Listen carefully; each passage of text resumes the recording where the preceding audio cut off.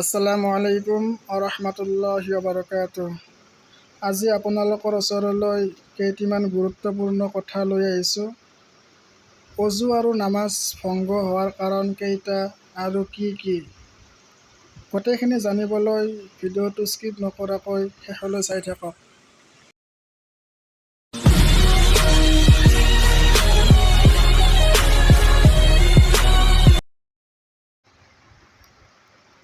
অজু ভংগ হোৱাৰ কাৰণ কেইটা আৰু কি কি? উত্তৰ: 7টা। 1 নম্বৰ, পেচাব পায়খানাৰ ৰাস্তাৰে কিবা ওলালে।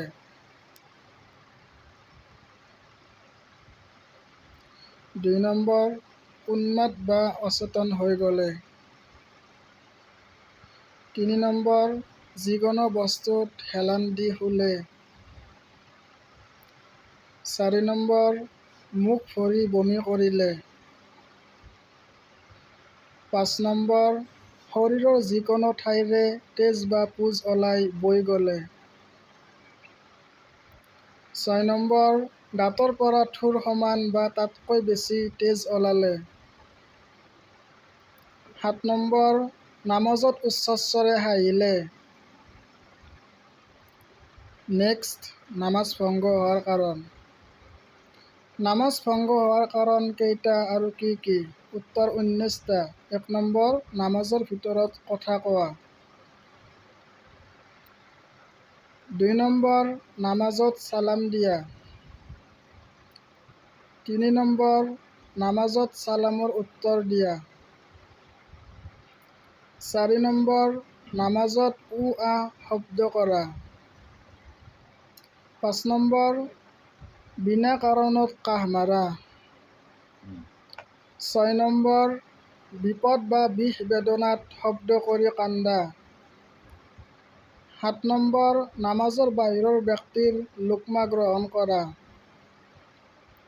8 নম্বৰ, নামাজত কুৰআন শ্বৰীফ চাই চাই পঢ়া। 9 নম্বৰ, নাপাক বা অপবিত্ৰতা ঠাইত চিজদা দিয়া।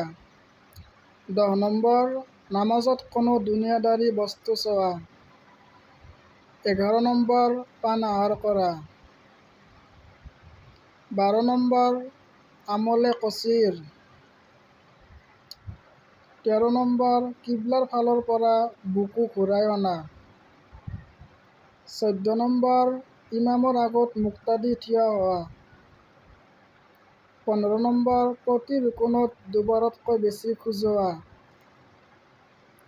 16 নম্বৰ, নামাজত শব্দ কৰি হাঁহা।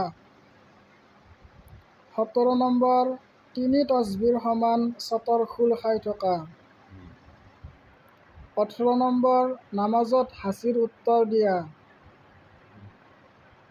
আৰু 19 নম্বৰ, বাহিৰা কথাত কিবা কোৱা।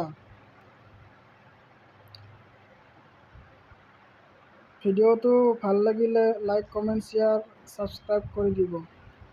আসসালামু আলাইকুম।